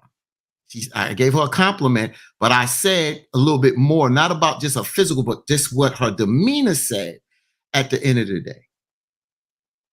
You know, we became friends, Joe. We we became friends. She was married. I remember meeting her husband. And I remember she reached out to me because she wanted me to have a conversation with her son about music. And the first conversation was we met at a restaurant, her husband, her, and her son. And then the next time we met at our house. We're good friends today. Matter of fact, she wants me to work on this project out in Brooklyn now. But see, that's what I'm saying. A lot of people that are in relationships, oh, you can't have female friends, this, that, and the other. There was nothing that I did disrespectful. Nothing that I did disrespectful. At the end of the day, she was married, met her husband. She met my wife. But I was like, this is somebody I would like to know because I felt the energy that this person could make me better in her presence. Come on. That's how I felt. But most people will say, Fatin is flirting and this and that. But it was different because I had female friends. Every woman you can't bet from. That's my philosophy. You can't bet every woman, but you can get the most out of a friendship there because we know our boundaries. I knew what my boundary was, but I felt the energy that I could get something out of her and vice versa. So that's what works for me. Everybody doesn't work for some women. A woman I just had a conversation with the other day, she says she's territorial. And I understand that, but I know how I move. And my cousin said to me yesterday, Fatin, you know you can't get a territorial woman because the way you move, you're in the business. This is how you roll. I'm always going to respect home, but this is how I roll. I'm not going to change. I'm never going to be disrespectful to my queen. Never. But what I'm saying is I'm not going to change and become a hermit and be in the house. And that's my part of my job is to be out there and speak and do this and do that and meet people and create relationships through friendships. That's who I am. And that's what I'm going to do. Well, I mean, Fatin, we're in a business. Like I said, this is my, I'll be very honest. My first marriage, this can be and once again, I was much younger. And when you get older, certain things that meant certain things don't mean certain things anymore. And many times, a lot of us, our biggest problem is our egos. We want to be liked and loved and wanted by everybody. And that can be problematic when you're supposed to be dedicated to one. And in our younger days, we make a lot of mistakes that, all I can say is they're terrible mistakes. We got Jax back. Jax, see you rolling.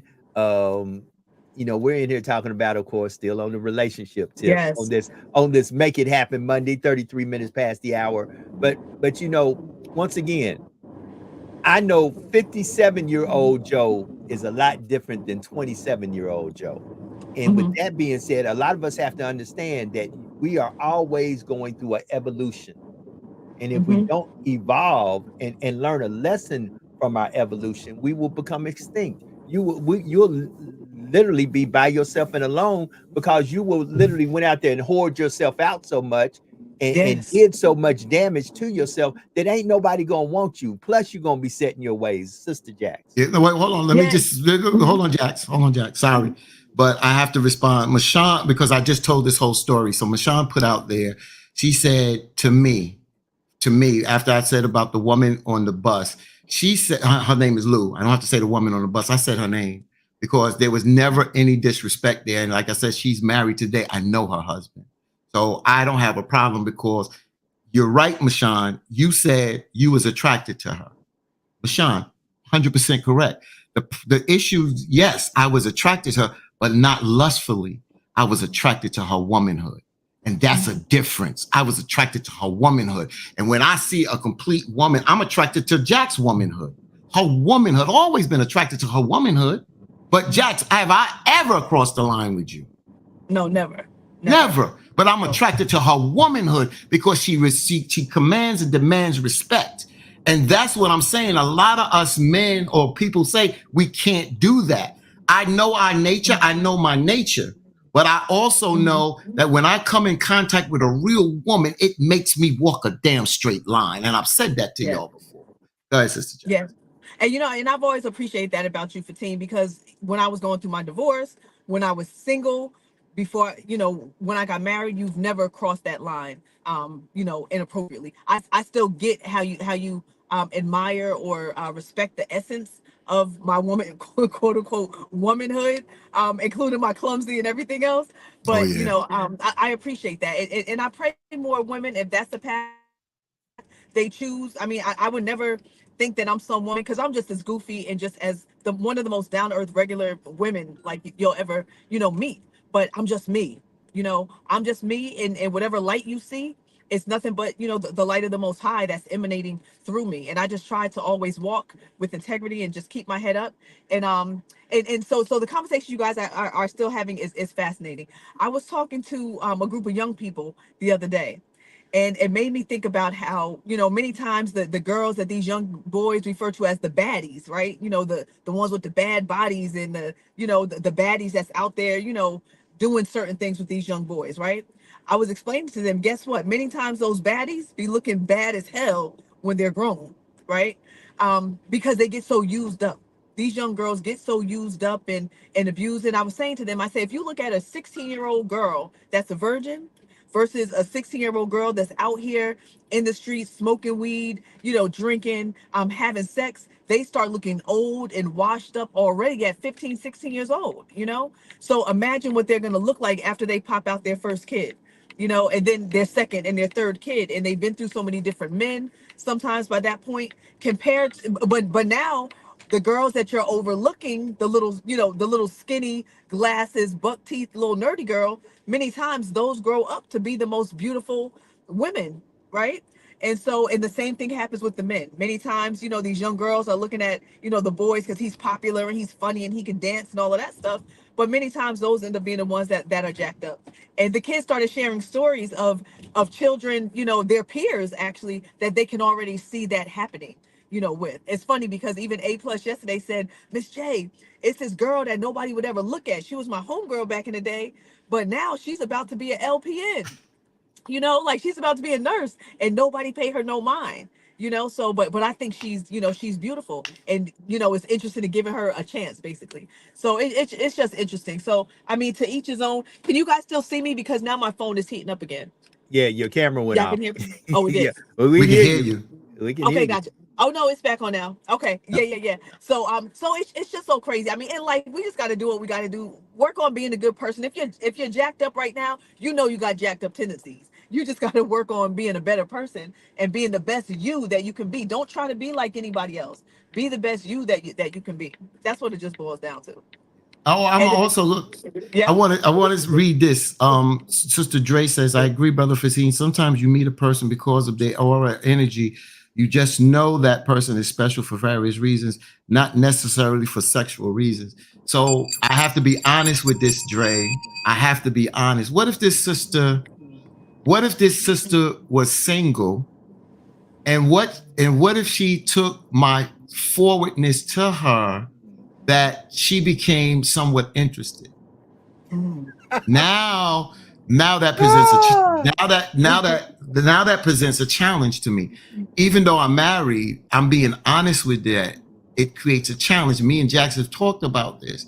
Normally, when I would get that type of energy, I allowed that to happen with one woman. And my emotions got caught up. But usually I would knock it down by introducing them to my late wife, Hanifa. And that usually knocked it out, because that woman didn't do that. But there was a woman at my kid's school that was a tall sister, light-skinned sister, and very attractive. And she let it be known that she liked me. She didn't know Hanifa, and she never met her. And I've said this before, that I had to put that fire down, because me and Hanifa had the conversation, and she said, when I presented it to her, I didn't tell her everything. I just said, well, the woman threw a little bit at me.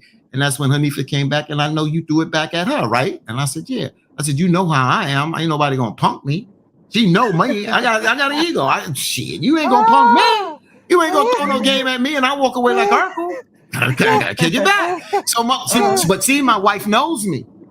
But see, now I done put it out. So now I'm not creeping. When I use the word creeping, mentally I'm not creeping in the dark because there is curiosity. I ain't gonna sit there and lie. So now when the next time it happens, that's when I told the story before, the next time it happened, I call Hanifa and she has to come because I need you to meet this person because now I need this fire to go out because I know temptation. I'm a real brother. I know energy, aura, like you said, Dre, it's real. And we just don't put up blinders to stop that. Once they met and it worked. They like one another. It just calm. And then the sister asked me to work with her on a project. I could work better with her on that project now because I'm not blinded by her, just her beauty and this, and then thinking in the back of my head, I wonder if I can get away with this. Y'all see what I'm saying? See, I'm being honest. And a lot of times when we have these conversations, we're not honest about it. And this is the temptation that we get sometimes. And we have to be honest. Oh, don't think Hanifa didn't come to me and say, I've been tempted on something. That's honesty. I don't give a damn what you say I do and got a damn ring on your finger all the time. It's about energy, aura, you understand, and other things that are going on. When you get married, don't mean you dead.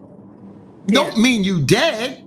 Yeah. So that's why I'm saying open communication makes things better because we are human beings. And Jesus talked about the flesh is weak.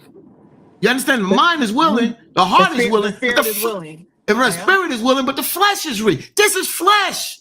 I'm not stupid and I'm not crazy. We can talk this. We're not Jesus. We don't walk on water. You understand? We don't descend without dying to heaven or wherever if you believe that. So we have to deal with this flesh and deal with it straight on because if we don't, we're lying and we're deluding ourselves. And that's how we wind up in pitfalls sometimes. Yeah. You're right. And you know what, Fatim? You just brought up about a ring, right? There are a lot of women and a lot of men that when they see that ring, they're even that much more attracted to it. That is correct. Yes. Oh, yeah. Because now it's like a conquest, you know? Oh, yeah. Oh, yeah. That's what I said earlier. Listen, the more your husband speaks about you, the more your husband speaks around women. There are devious women out there. Just like there's devious men. If you a woman and you always talking about your husband, there are some men out there going, I'm gonna prove her wrong. I'm gonna catch her slipping. He gonna do something one day, and she ain't gonna be all lovey-dovey, and I'm gonna catch her slipping, and I'm gonna prove to her that he ain't all that she think he is. That's just right. And that's just the human nature in folks of always wanting to be the HNIC. I want to be the head Negro in charge. That's right. A ninja in charge or whatever we're going to use because I'm trying to stop using that word so much myself. But at the end of the day, I want to Jax to finish. I want to go back to that word in a minute, Joe. Yeah. We want to be the champions. See, we're in a championship society. Nobody wants to be number two. Everybody wants to be the winner. They don't want to be. Nobody wants to be the Dallas Mavericks. Everybody want to be the Boston Celtics. You're right. And you know what, Joe? I mean, even in relationships, that's why you have to be careful who you talk to. You know, who you talk to, because you might be having alt with your husband. You might be having alt with your wife. But you mess around and start sharing that alt with other people, they'll take that, they'll tell somebody else, they'll turn it against you. And that's how you let the devil in. All the devil needs is his damn big toe or his pinky toe in the door, and he is coming in there to try to destroy your marriage. Because especially if the marriage is good or you know, there's so much potential within that marriage and in that relationship to do, you know, God's work together, you know, to build a family, to build a community, the devil's going to want to get in to destroy it at all costs. So you have to recognize that devil before he even comes your way. You know, and that takes skill. That takes a spirit of discernment. That takes patience. That takes understanding. That takes humility to really recognize that devil before he comes, because all he wants to do is destroy a good thing. So the more you're trying to be on that right path, just know that the trials are coming 10 times harder. But it's who you speak to. Hold your head up and doing the right thing so that you are not overcome by Satan. Come on now, Brother 15. Yeah, so Joe said, we talked about this the other day about the N-word, and hopefully, Jax, you can stay with us on this here. So if you notice anything, that last week, baseball was at the Negro Field. They were in Rick Wood Field in Birmingham, Alabama. That's the oldest baseball field here now that is standing in America. And that was a Negro League field, the same team that the late, great Willie Mays played for. Right. Okay. And when Reggie Jackson, who now is 78 years old, when he was just 21 years old, he joined the Birmingham A's as one of a few black players on the minor league team.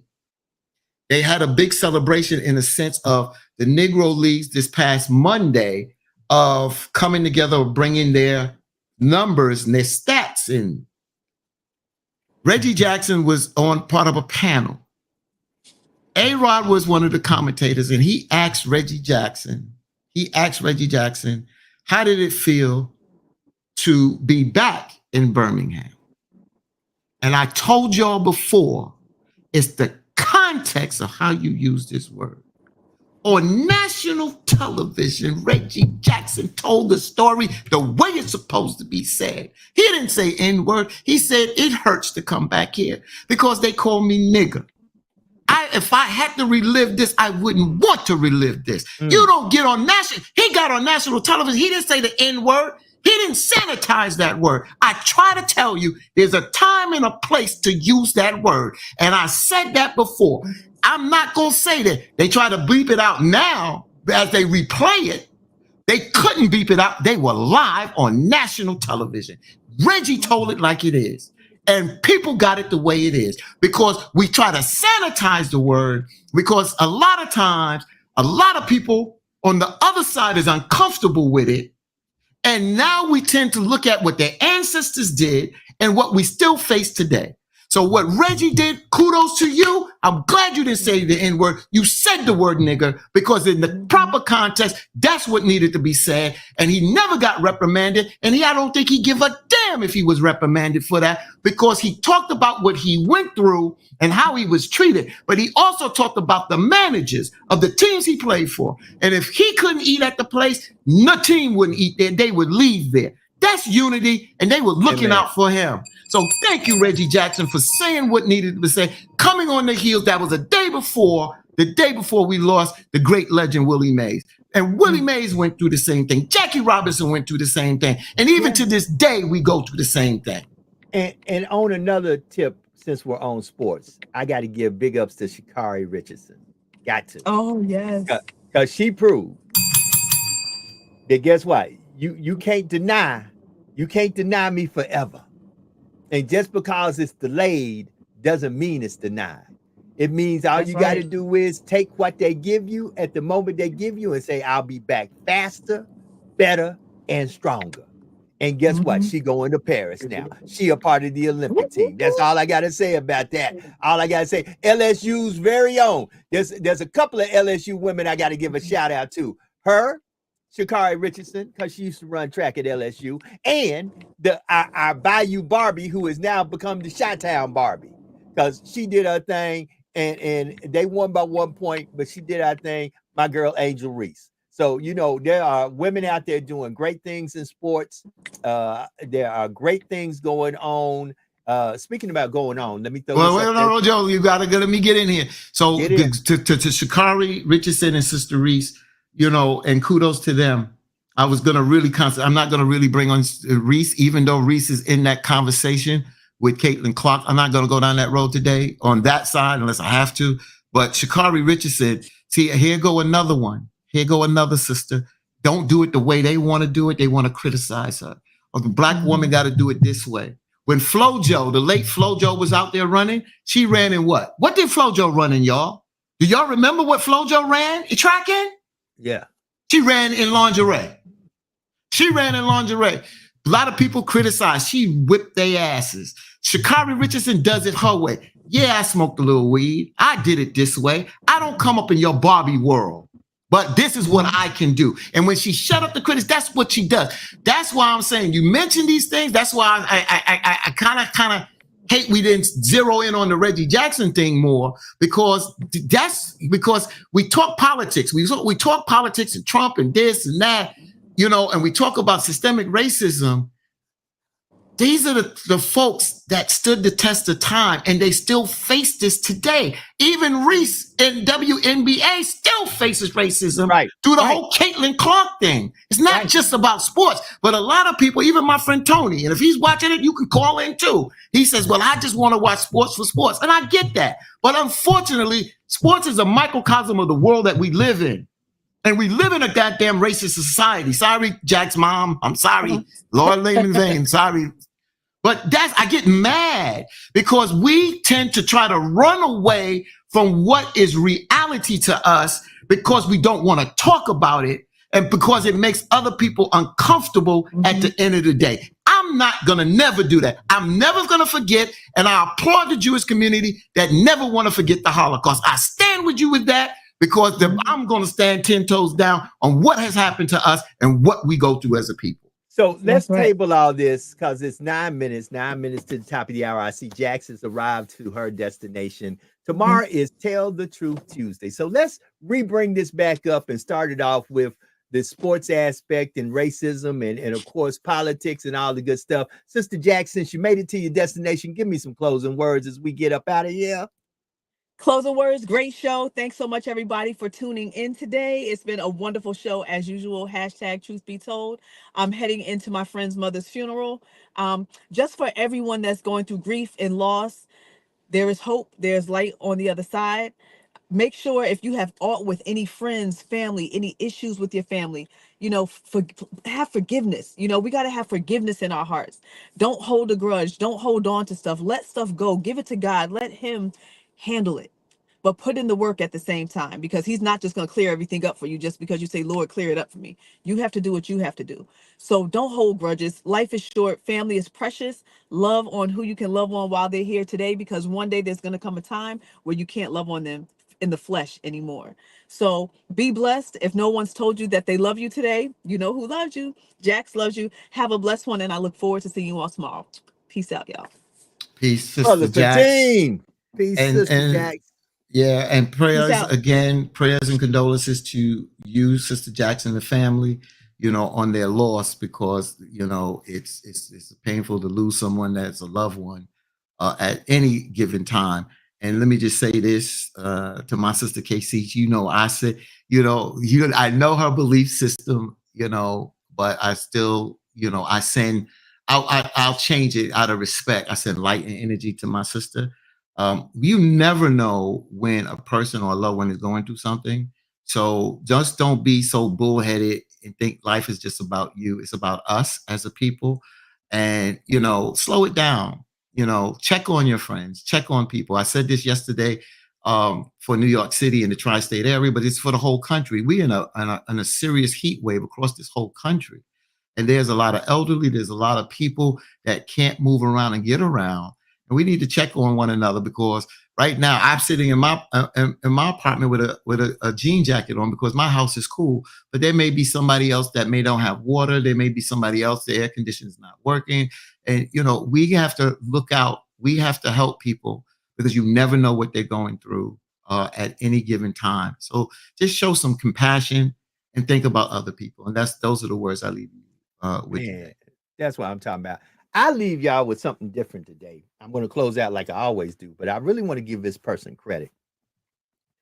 Pastor Tracy Menard. She's a female pastor in my area. She wrote this yesterday, and it still resonates in my soul, and I have to read it. She said, consider this. Some of y'all ask for prayer, but prayer isn't what you need. It's A, accountability. B, discipline. C, consistency. She said, practice these 3 and you'll stop needing all those prayers all the time. Man, Pastor Tracy, you said a mouthful. Accountability, discipline, consistency. Be better today than you were yesterday. Do something today to be a blessing to someone somewhere, that no matter what you say or do, there's no earthly way that they can pay you back. And always remember that there is no secret what God can do. What he has done for others, he willingly can do for you. We are making our way toward the 30th anniversary of the Essence Music Festival of Culture. We're going to be in the building. Hey, it'll be here. We got 1 weekend of rest, and then we're in the building. Yours truly, Brother Fatim. Hopefully, Sister Jackson's on her way too. We'll be all down in Grand New Orleans. We'll be back tomorrow for Tell the Truth Tuesday on hashtag Truth Be Told. Y'all be blessed. Have a great day. We out of here. Peace. Oh, wait a minute. Wait a minute. See there? I did it wrong. You see what build the Joe? He's not ready. He can't build it. Now I'm out. Peace. Yeah. I just wanna be. My name's Tevin. What's yours? Oh yeah. We were holding hands in the park. We had to hurry home before it starts. I can't wait to see you smile again. And I love the time we spent. I waited for the break of day to come, so I can see your smile in the sun. I guess I couldn't wait to get to school. Oh, baby, to see your pretty face, I've got to stay cool. Break it down. Girl, don't leave me. Don't leave me. Oh, baby. Don't take this as an impression. Girl, I've learned my lesson. Ooh, that you wait to see me. Take this as an aggression. That's why I just wanna be alone with you. I just wanna be alone with you. There's nothing else I'd rather do. There's nothing else I'd rather. I just want the chance I had again. You know, baby.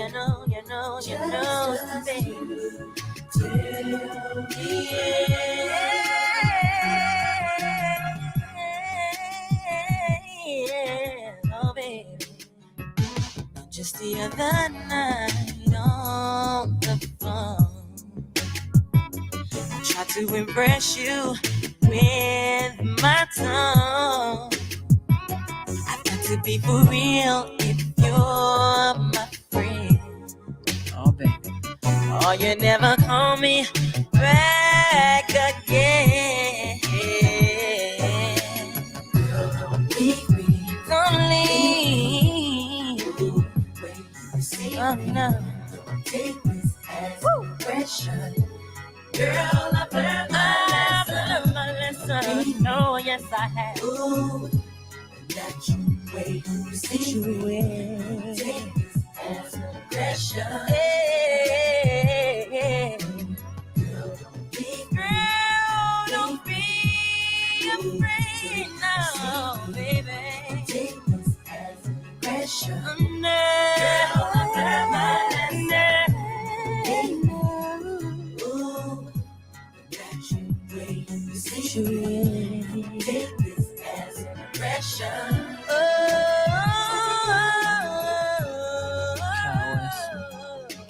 Break it down. Oh yeah. I just wanna be your LB. Bass.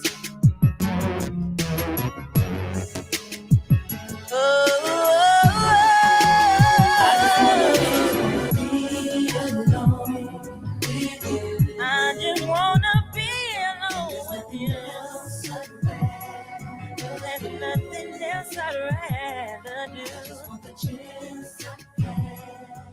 Yeah, you know.